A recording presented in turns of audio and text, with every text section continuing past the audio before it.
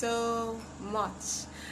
Okay, I made a post earlier on today about my very first crush. I was 10 in primary 5B actually, and I was tripping over one fine young man in primary 5C.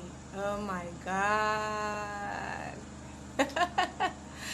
Okay, and I understand that a lot of kids these days would also be going through the very same feeling. So I'm here this evening to share with us parents on how we can guide our children through their very first crush. If you're ready, can I see you type ready? Because I'm ready. Can I see you just type I'm ready, I'm ready, I'm ready. And let's get started. Okay, my name is Esther George. A lot of you know me as an educator, as a teacher, as a master of ceremony, as a teenage coach. Okay, I'm just here this evening as Esther George to share with us a few things that we can use in guiding our children through their very first crush. Okay, so what do you do? What will be your reaction typically when you discover that your child is crushing on someone? Typical African parent style. You find out that your 8-year-old, your 9-year-old son or daughter has a crush on someone. Typical African parent reaction. The shouting has begun. How come? Is that what I sent you to school to do? How is it that you are now, this is da da da da and da da da da da, and we go on and on and on. But you see, in the 21st century, we need to parent from the place of knowledge. Yes, we need to parent from the place of knowledge. So I'll be sharing with us a few tips on how we can guide our children. First of all, you need to recognize the emotion that that child is feeling, knowing that probably you also felt the same way at that age. So don't discountenance whatever the child is feeling. Don't say, how can you be crushing on this person? How can you be saying you feel like you love somebody? No, you have to recognize first of all that it's okay. In fact, it's a milestone in the developmental process of any normal child. So first of all, you need to recognize that that child's feeling is valid. The feeling is valid. There's no need to shame the child. There's no need to label the child.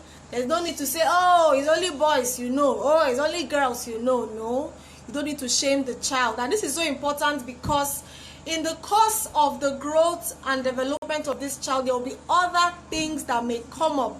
And how you handle the issue of the crush will determine if that child will actually confide in you the next time or hide whatever the child is experiencing or feeling from you. So can you tell me how old you were when you had your first crush? I told you in my own story that I was 10. Can I know how old you were when you had your first crush? How old were you when you had your first crush? How old were you? Are we still here?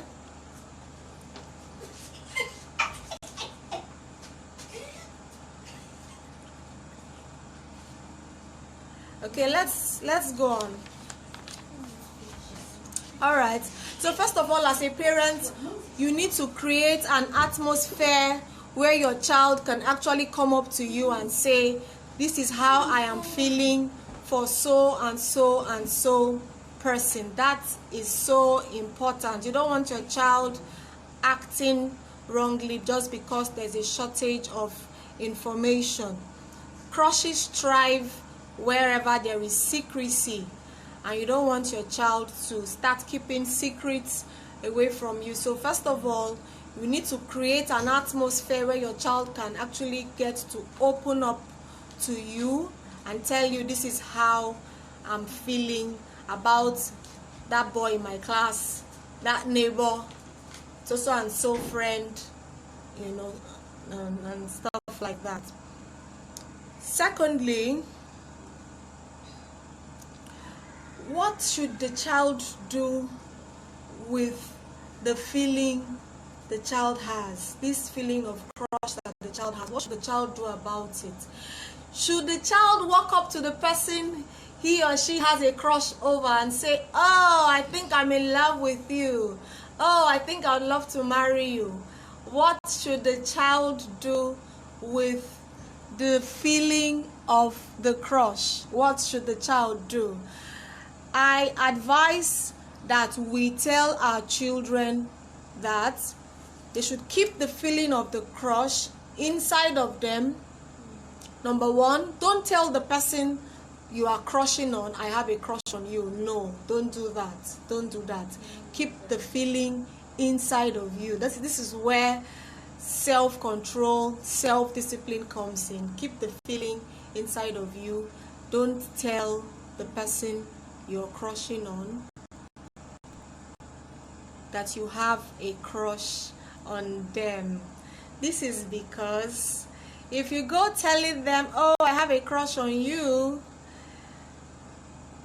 there may be rejection because the person may not feel the same way the child is feeling, and rejection will not be too good on the child's self-esteem.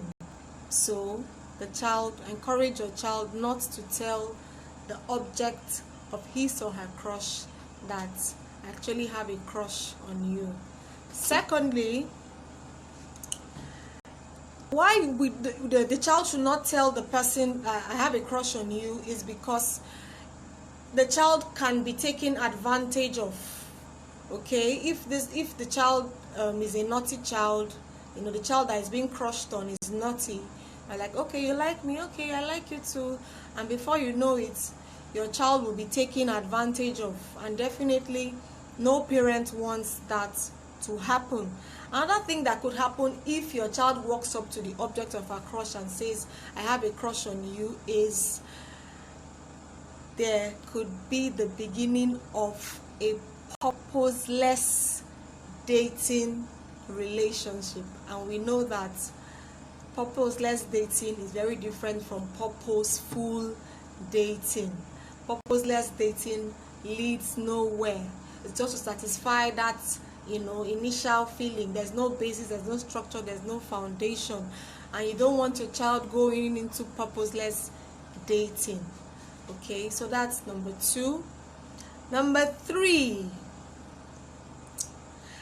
get your child to realize that crushes are not real. Yes, we recognize the feeling the child feels, okay, but crushes are not real. Crushes seem to look like love, but a crush is not the same thing as love. A child that is feeling that crush will feel like, oh, I love this person, I'm in love with this person.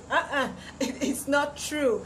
A crush is different from love. So you need to sit your child down and get them to realize that a crush is temporary. It feels very hot and passionate. You feel like, oh, I need to be around this person.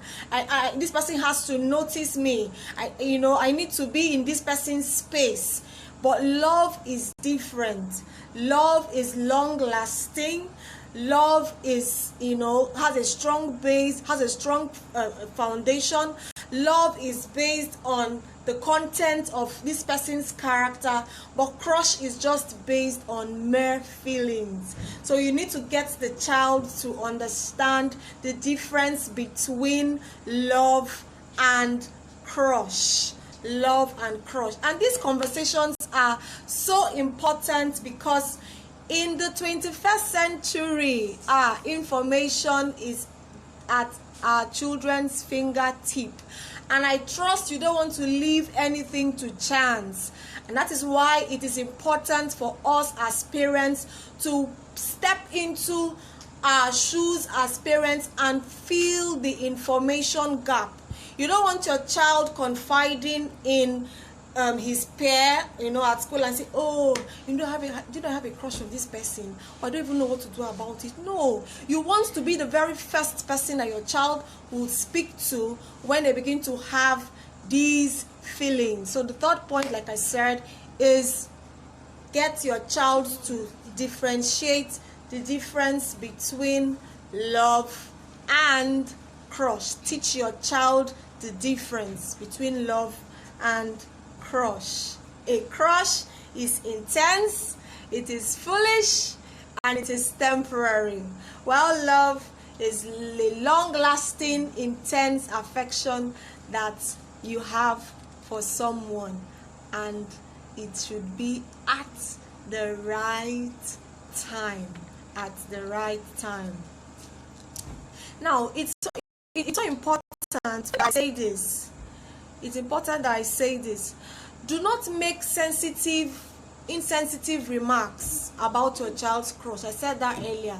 Don't begin to label. Don't begin to say, at your age, look at what you're involved in. Look at how you're feeling. When I was your age, blah, blah, blah, blah, blah. No. Don't discountenance what the child is feeling.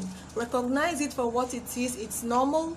Children get into adolescence really early these days. You find a child of 8, even as young as 7, they're already getting into puberty. And I tell you, hormones are jumping up and down. Okay? For the boys, testosterone is pumping. For the girls, estrogen is pumping and all of that. And they are confused. Their bodies are changing. And, and it also comes with these emotions. So it's important that we do not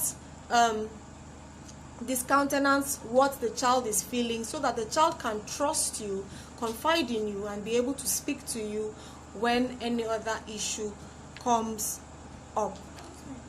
It's also very important for us to teach our children boundaries. There are some boundaries that should not be crossed. It's so important. If you don't know the PANT rule, teach your child the PANT rule. PANT. The PANT rule. I'll be talking about that in subsequent episodes. The PANT rule. But teach your children boundaries. Get them to respect their bodies and also to respect other people's bodies, so that when they begin to feel all of these emotions, they know that there are certain boundaries that should not be crossed, no matter how they feel. Now, let's reverse it. What if another child has a crush on your own child, and your child comes back home and says, oh mommy, this boy wrote me a letter, or this girl told me this? What do you do? At that point, you need to teach your child that there has to be a very direct, well understood message to that person. Look, I refuse to be the object of your affections, and I don't think you can crush on me.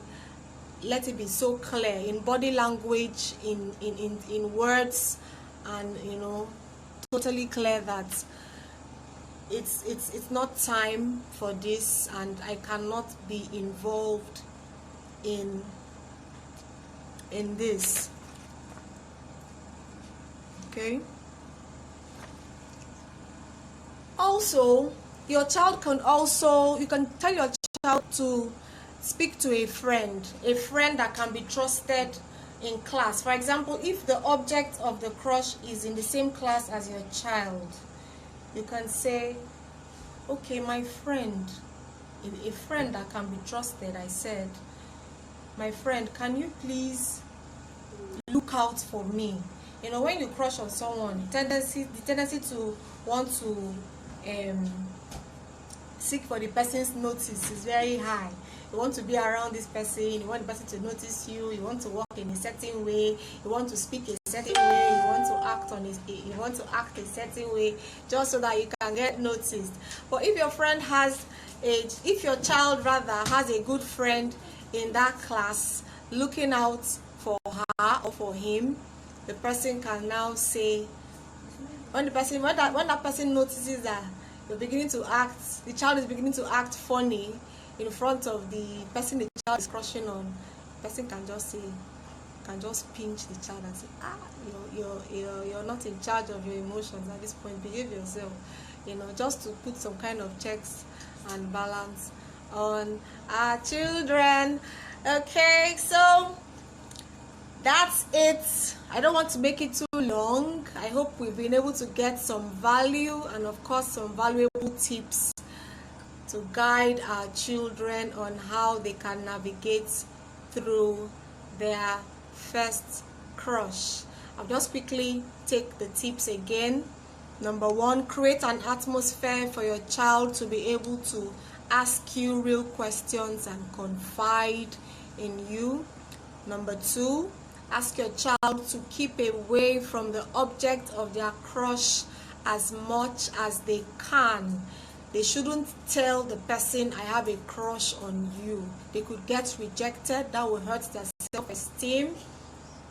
They could get taken advantage of, and you do not want that. Also, they could also get involved in purposeless dating, which we also do not want. The third tip is get your child to realize the difference between crush and love. They are not the same. The next point is teach your child boundaries. Get them to respect their bodies and also to respect other people's bodies and to understand friendship within clearly defined boundaries. And as a parent, do not make insensitive remarks about how your child is feeling. Do not label them. Do not label them. Do not make insensitive remarks. Acknowledge their feelings. Their feelings are valid. It's part of their developmental milestones. Perfectly normal. It is what they do with the feeling that counts most, and that is why information from the angle of the parents is so important, so that in spite of what the child is feeling, the outcome is still what will make everybody happy. My name is Esther George. Thank you for hooking up this evening. Thank you for listening. I don't know if there are any questions, any comments, any observations. Let's bring it on. Comments, questions. Bring it on. Thank you, Obians Letish, for hooking up. Thank you, Pastor Valentine. I see you. Thank you, Sister Ala. I see you. Thank you, Joy Okotie. Thank you, Woma Sipoto people. This is the first of very many episodes. I hope you stick with me. Thank you for listening. Bye.